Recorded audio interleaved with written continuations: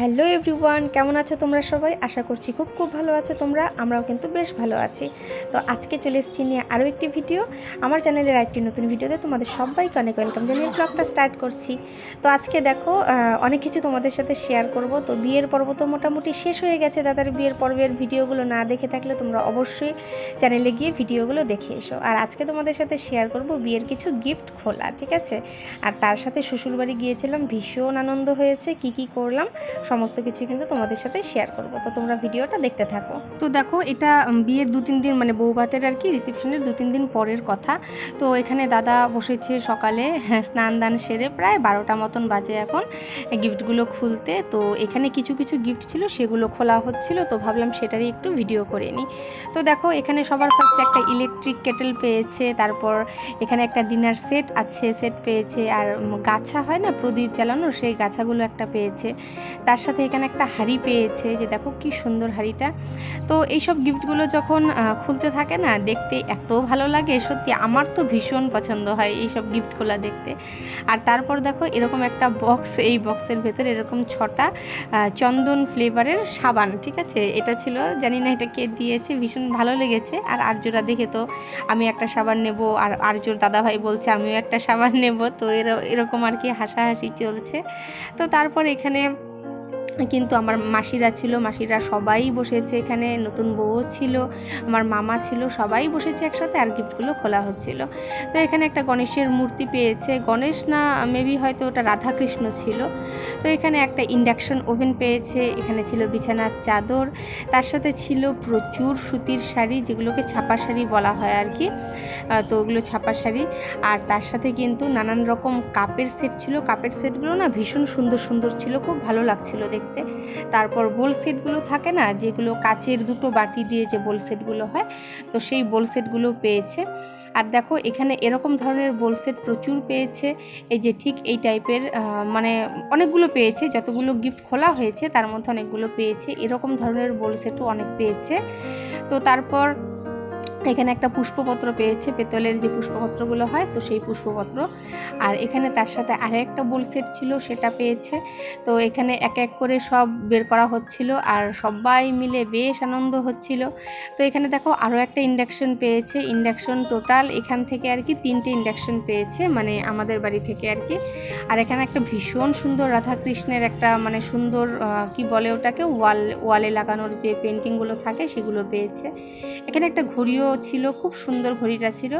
তো এগুলো দাদার ঘরে অলরেডি লাগিয়ে দিয়েছি, ভীষণ সুন্দর লাগছিল দেখতে লাগানোর পর।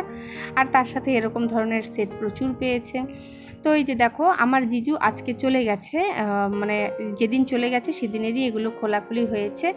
আর তারপর আমরা ছিলাম সেদিনটা, আমরা কিন্তু তারপর দিন বেরিয়ে গেছি। তো সেজন্য যে খুব মানে গিফট খুলতে পেরেছি সেরকমও হয়নি, কিছু গিফট আরও রয়ে গেছিলো যেগুলো আর খোলা হয়নি।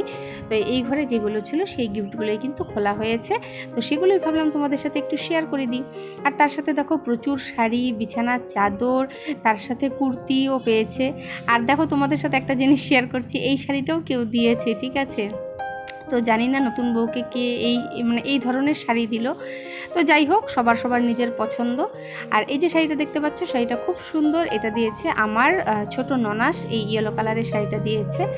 আর তার সাথে দেখো এখানে কুর্তি পেয়েছে, এবং বিছানার চাদর, শাড়ি থেকে শুরু করে অনেক কিছুই পেয়েছে।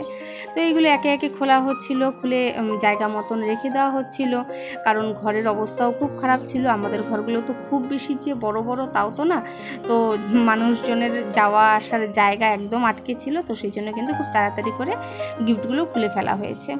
আর এদিনকাই ছিল আমার শাশুড়ি মায়ের জন্মদিন, ঠিক আছে? তো শাশুড়ি মায়ের জন্মদিন পালন করতে কিন্তু আমরা ভেবেছি বিকালবেলা একটু বাড়িতে যাব। তো বিকালের আগেই বেরিয়ে গেছিলাম, দুপুরের দিকে বেরিয়ে গেছিলাম। তো ওই যে দেখতে পাচ্ছ, তার সাথে তোমাদের কিন্তু সমস্ত জিনিসগুলোই প্রায় দেখিয়ে দিচ্ছি, ঠিক আছে? তো বিকালে আমরা যাব, আর ওখানেও ভীষণ আনন্দ হয়েছিল। তো এখানে দাদার এক বন্ধু এই ঘড়িটা দিয়েছিল, ঘড়িটা খুব সুন্দর ছিল দেখতে। তো যাই হোক, মোটামুটি গিফট খোলা কিন্তু আমাদের হয়ে গেছে। তো তারপর কিন্তু আর কোনো ভিডিও আমি করিনি। আর এখানে দুপুরে খাওয়া দাওয়া করে একটু শুয়ে পড়েছিলাম, যেহেতু বিকালে শ্বশুর বাড়িতে চলে আসতে হবে। তো এই যে দেখো চলে এসেছি শ্বশুর বাড়িতে। আর এখানে আমার দিদির ছেলেকেও নিয়ে এসেছিলাম। তো সবাই এসেছিল বলতে আমার 2 ননাস আর তার সাথে আমরা ছিলাম আর আমার ভাসুর ছিল। এই আমরা মানে 4টা পরিবার মিলেই কিন্তু বার্থডেটা সেলিব্রেট করেছি।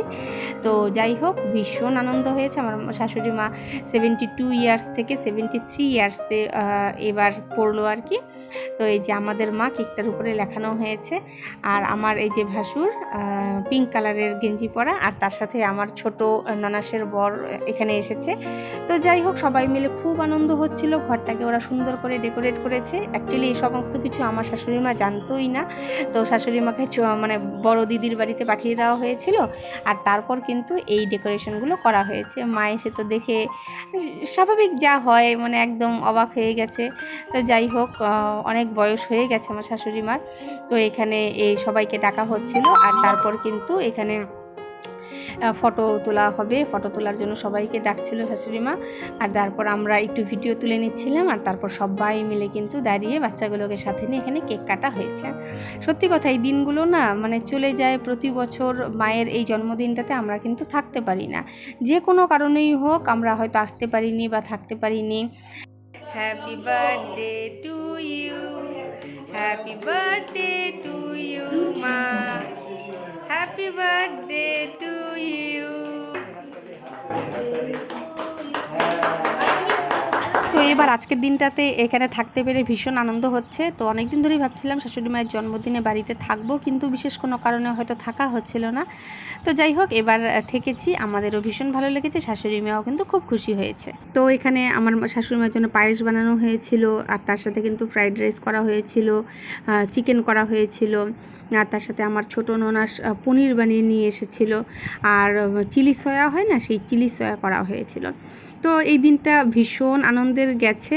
আর আমরা কিন্তু সেই রাতটাতে মানে আমরা ছিলাম এখানে থেকে পরদিন সকালে আবার বাড়িতে গেছি, যেহেতু পরদিন আমাদের আবার বাড়িতে কিছু কাজ ছিল, তো সেই জন্য আবার যেতে হয়েছিল পরদিন বাড়িতে। আর ময়নাগুড়ি যাওয়ার জন্য প্রস্তুতি কিন্তু শুরু আমরা করে দিয়েছি অলরেডি, চলে যেতে হবে। বেশ অনেকগুলো দিন বিয়ে পারপাস এবার থাকা হলো। তো এরপর আর জোরও কিন্তু স্কুল খুলে যাবে, পড়াশোনা সমস্তই শুরু হয়ে যাবে। আর অবশ্যই সব কিছু শুরু হয়ে গেছে। আমার যেহেতু শরীরটা ভালো ছিল না অনেক দিন যাবৎ, তো সেই জন্য আমি তোমাদের সাথে কিন্তু কোনো কিছুই শেয়ার করতে পারিনি। তো অনেক দিন পর দাদার বিয়ের ভিডিওগুলো দিয়ে সমস্ত ভিডিও কিন্তু আমি মোটামুটি করে শেয়ার করে দিয়েছি। তো তোমাদের কেমন লাগলো ভিডিওটা অবশ্যই কমেন্ট করে জানিও। যদি ভালো লাগে অবশ্যই একটা লাইক করে দিও, চ্যানেলটিকে সাবস্ক্রাইব করে আমার সাথে থেকো। আর এখানে আমরা বসে গেছি খাওয়া দাওয়া করতে, এখানে সব কিছু বাড়া হচ্ছিল। তো চলো, আজকের মতন কিন্তু ভিডিওটা এখানেই শেষ করব। সবাই তোমরা খুব ভালো থেকো, সুস্থ থেকো। দেখা হবে পরবর্তী আরেকটি নতুন ভিডিওতে। ততক্ষণের জন্য টাটা।